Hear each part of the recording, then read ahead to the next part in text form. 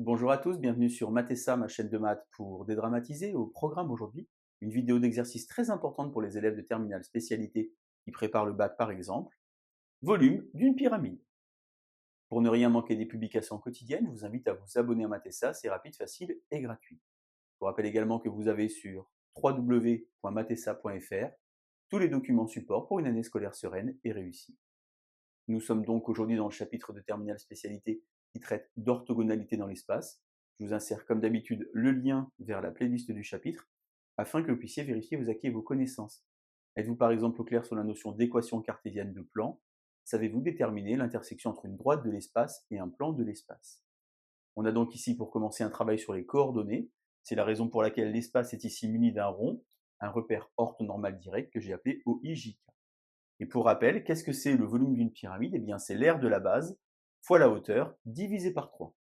On a donc ici la donnée de 4 points de l'espace, A, B, C et S, naturellement S pour sommet.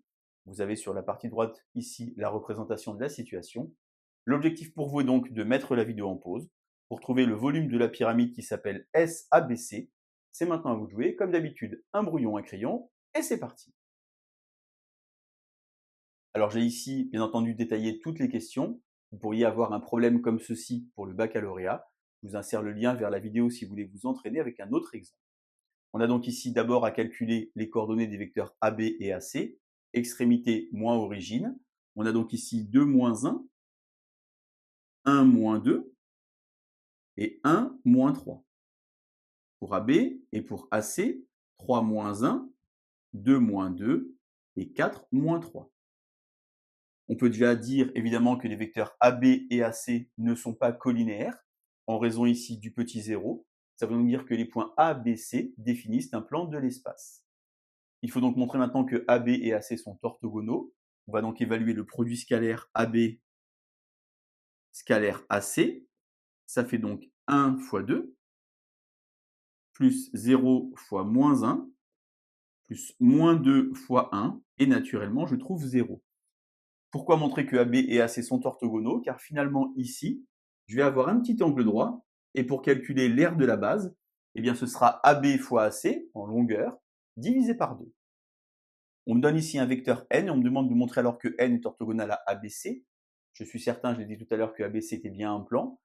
Je vais donc évaluer n scalaire AB, et n scalaire AC. Donc n, c'est 1, AB, je l'ai ici, ça fait 1, 5 fois moins 1, et ici moins 2 fois moins 2. J'obtiens donc 0. Ceci ne suffit pas pour dire que n est orthogonal au plan ABC, n est simplement orthogonal au vecteur AB.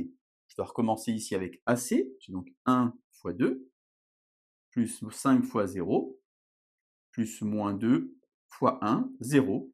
n est bien orthogonal au plan ABC. C'est correspond donc ici au dessin que je vous ai indiqué sur la partie droite du tableau. En déduire alors l'équation cartésienne de ABC, on sait donc qu'un plan, ça va s'écrire AX plus BY plus CZ plus D égale à 0, avec ABC qui correspondent ici aux coordonnées du vecteur. J'ai donc ABC qui va s'écrire 1x plus 5y moins 2z plus D égale à 0. Je dois alors ici injecter les coordonnées d'un des 3 points au hasard, soit A, soit B, soit C. Je vais prendre par exemple A, puisque c'est 1, 2, 3. Je vais donc avoir 1. 5 fois 2, ça fait 10. 2 fois 3, ça fait 6 plus D.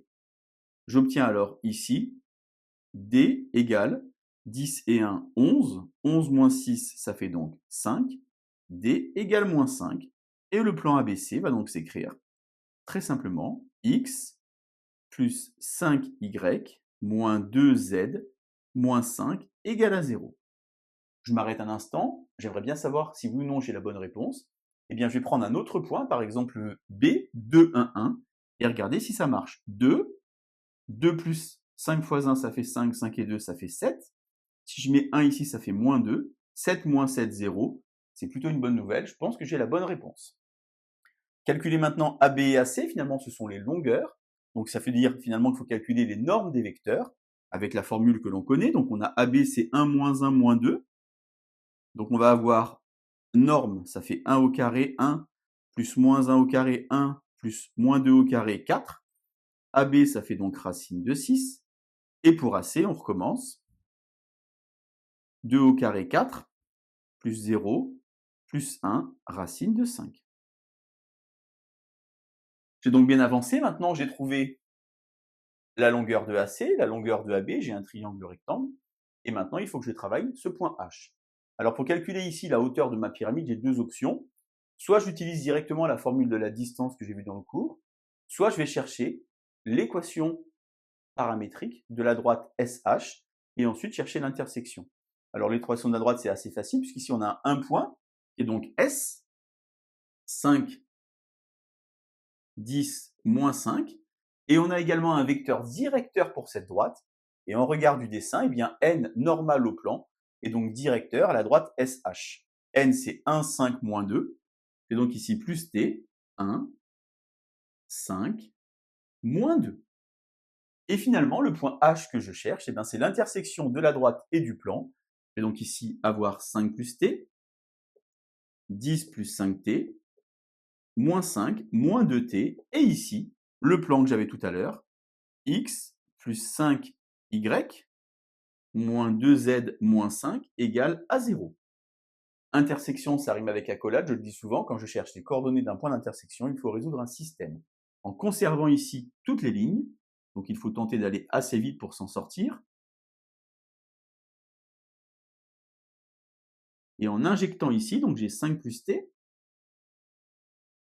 plus 5 facteur de 10 plus 5t, comme ceci, et ici moins 2 facteur de moins 5 moins 2t, moins 5 égale à 0.